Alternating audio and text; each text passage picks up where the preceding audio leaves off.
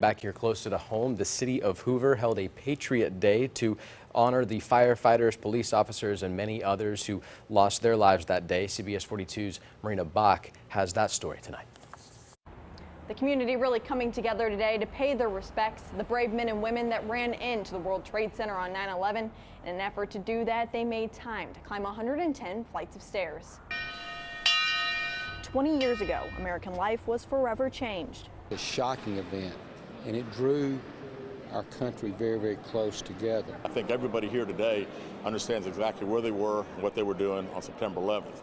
And it was the first time in my lifetime that we'd ever seen anybody come from a foreign soil onto our soil. Thousands of people lost their lives, and among those were hundreds of heroic first responders. They were the brightest, the most courageous, and the smartest. They had the tremendous experience, and to just reflect on that and to think about that is just remarkable. To pay tribute to those emergency workers who died trying to save others at Ground Zero, local men and women geared up for a climb.